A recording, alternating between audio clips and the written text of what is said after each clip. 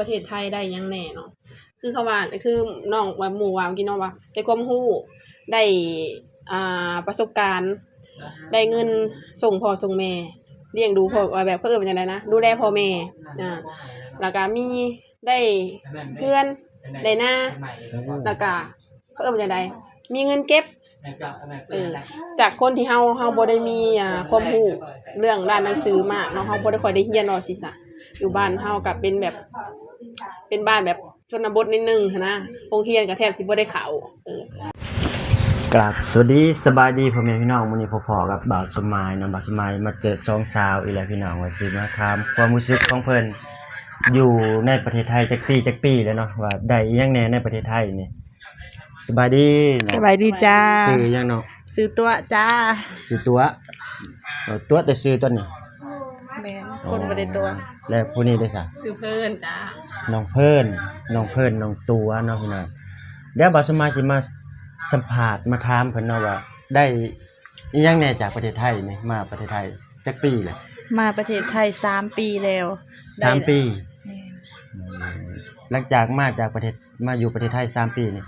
ได้อีหยังจากประเทศไทยนี่ได้หลายอย่างได้ความรู้ได้ประสบการณ์ได้เงินเก็บได้ส่งกลับบ้านให้พ่อแม่พอมีพอกินอยู่บ้านพอได้ใช้จากบ่เคยมีก็พอได้ใช้ได้เก็บนี่คือภูมิใจบ่ที่ว่ามาอยู่ประเทศไทยอยู่บ้านนี่เคยอยู่บ้านนี่หรือว่าบ่มีงานเฮ็ดบ่มีงานเฮ็ดหรืออาชีพบ่ดีขึ้นเลยบ่อยู่บ้านหรือว่านั่นน่ะบ่ดีบ่มีงานเฮ็ดบ่มี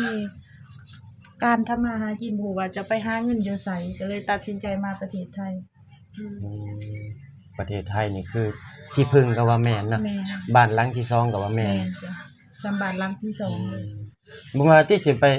ว่าคือแบบชาวเขมรบ่แบบว่ามาอยู่ประเทศไทยนี่บ่ประเทศไทยนี่บ่เฮ็ดให้บ่มีบุญคุณอิหยังแบบนี้นะบ่แลประเทศไทยมีบุญคุณหลายเฮ็ดให้ได้หลายๆอย่างจากประเทศไทยนี่เนาะเดี๋ยวสิมาถามน้องเพิ่นต่อเนาะว่าได้อีหยังแหน่จากประเทศไทยว่าความรู้สึกที่เฮาได้มานี่นะได้อีหยังแหน่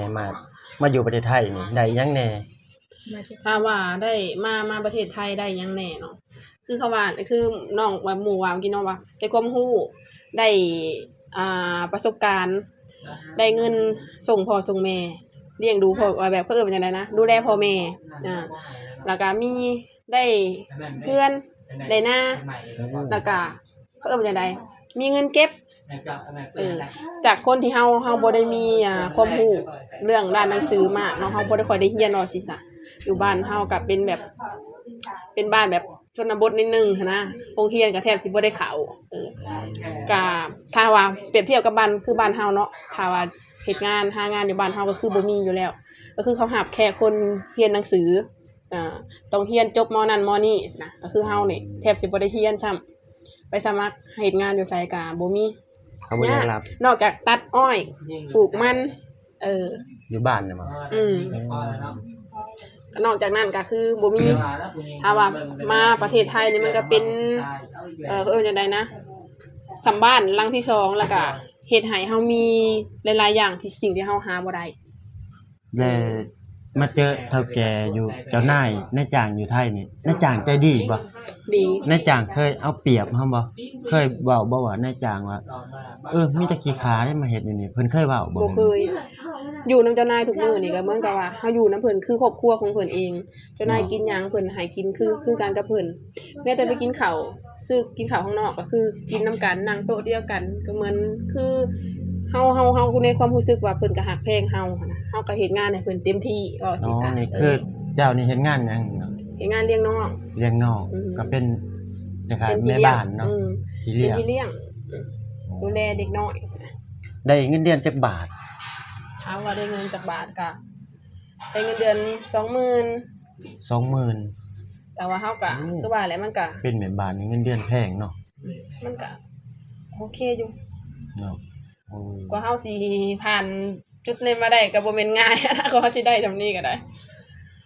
เราต้องเฮ็ดงานเฮาก็ เป็นจังไดเฮ็ดงานคือเบิ่งลูกเบิ่งหลานเพิ่นก็เบิ่งคือน้องเฮาสิฮักเพลงสินะ สำคนในครอบครัว สำ เนาะ คนในครอบครัวเพิ่นก็เบิ่งเฮาสำคนในครอบครัวแม้แต่เฮาเจ็บเฮาป่วยเพิ่นก็ดูแลสินะ อ๋อ เออ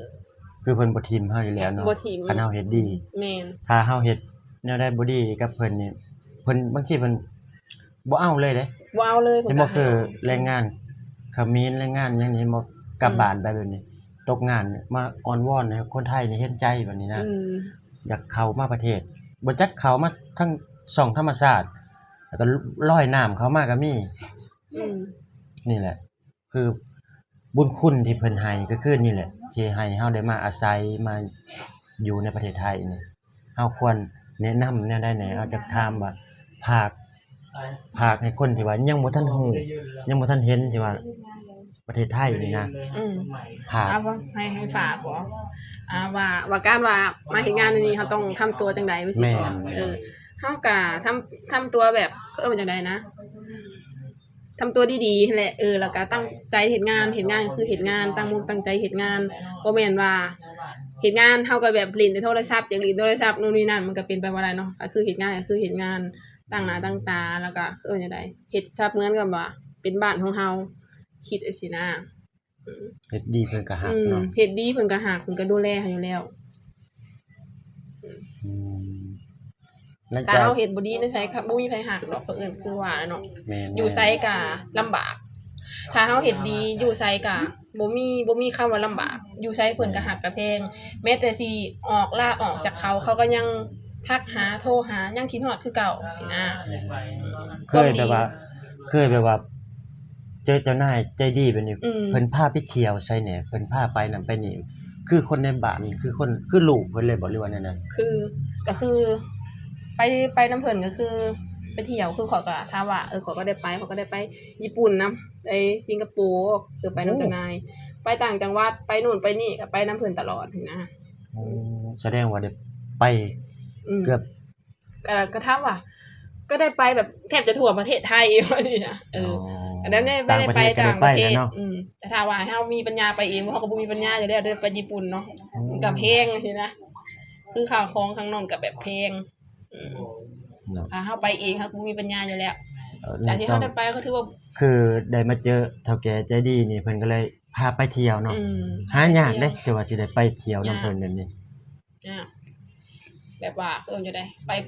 ไปพุ่นนะเพิ่นก็คือแบบค่าใช้จ่ายทุกอย่างเนาะแม้แต่กระทั่งกินกระทั่งอยู่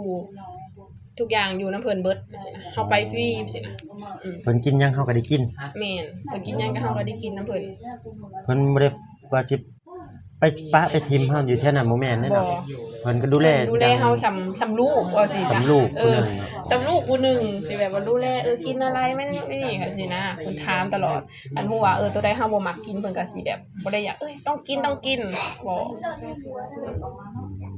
แล้วนี่ได้สันน้องตัวได้เฮ็ดงานหยัง เฮ็ดงานขายเสื้อผ้าจ้ะ ขายเสื้อผ้านี่ขายเองนี่บ่เรียกว่าขายให้นายจ้าง ขายให้นายจ้างค่ะ อืม ขายอยู่ในตลาดให้นายจ้าง ได้เงินเดือนจักบาท ประมาณ10,000กว่าบาทจ้ะ 10,000กว่าบาท แม่น 10,000กว่าบาทจะตกวันละ วันละ500 วันละ500 แม่นเฮ็ดงานวันละ500วันใดเฮ็ดก็ได้เงินถ้าวันใดบ่เฮ็ดก็คือบ่ได้ก็ซ้ำแห้งเอาแหละเงินก็สมแห้งเฮา เฮ็ดเป็นรายวัน เป็นรายวันแม่น คันเฮาบ่เฮ็ดก็บ่ได้ แม่น เฮาเฮ็ดจังได้ แม่น บ่เป็นหยังคือหมอนั่นนะ คือเพิ่นบ่ได้มาจุกจิกอิหยังกับเฮาตัว บ่เพิ่นบ่ได้มาจุกจิกจุจีแบบคือเฮาก็เฮ็ดในหน้าที่ของเฮาเต็มที่คือเปิดร้านแล้วก็ขายของตามหน้าที่ของเฮา บางบ้านน่ะหมอนั่นมันแบบไหว เพิ่นบ่ได้มานั่งจูจีจุกจิกแล้วบ่ได้มาเว้าให้เฮาบ่ได้มาด่าเฮาเพิ่นใจดีเจ้านายใจดี เนาะนี่เนาะ คืออย่างนั้นน่ะ มีแต่น้องสาวเพิ่นสองสาวนี่ก็เจอแต่เจ้านายใจดีๆนำพี่น้องคนนี่แหละคนไทยนิสัยคนไทยถ้าเฮาเฮ็ดดีเพิ่นก็ฮักก็แพงเนาะเพิ่นบอกมีหยังเพิ่นก็ช่วยเหลือเด้อ แม่น แม่น อ้าวเฮ็ดดีเฮ็ดแบบเฮ็ดคือหน้าที่ของเฮาเฮาก็เฮ็ดให้มันเต็มที่ บ่ได้ถึงกับแบบว่าเฮาเฮ็ดดีถึงขนาดนั้นก็บ่ได้ถึงว่าแค่เฮาเฮ็ดหน้าที่เฮา ของเฮาเนี่ยให้เรียบร้อยแล้วก็แบบบ่ให้เพิ่นมาติชมได้ว่าอันนี้เฮ็ดบ่ถูกถ้าว่าตัวใดเพิ่นบอกว่าอันนี้เฮาเฮ็ดบ่ถูกเฮาก็ปรับเปลี่ยนเปลี่ยนในสิ่งที่มันเฮ็ดให้มันถูกต้องกับสิ่งที่เขาต้องการจังซี่นะเฮาก็แบบ นี่เลยเนาะครับ นี่แหละครับ แบบว่า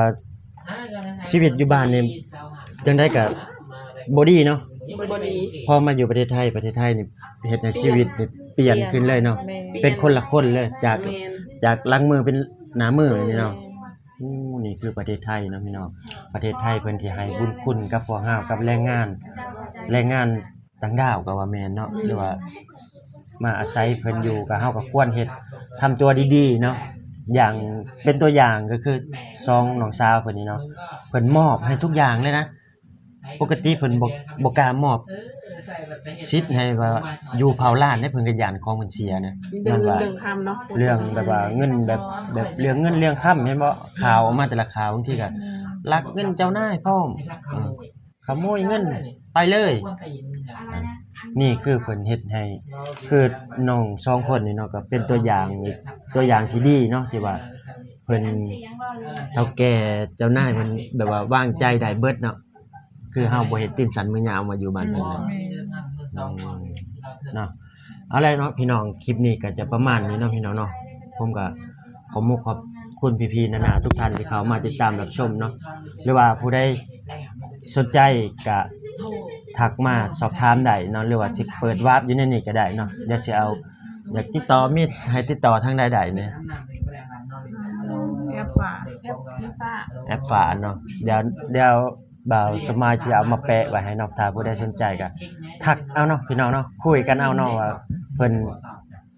คุยนำเฮาบ่ทักไปเพิ่นก็สิตอบอยู่ดอกเนาะ โสด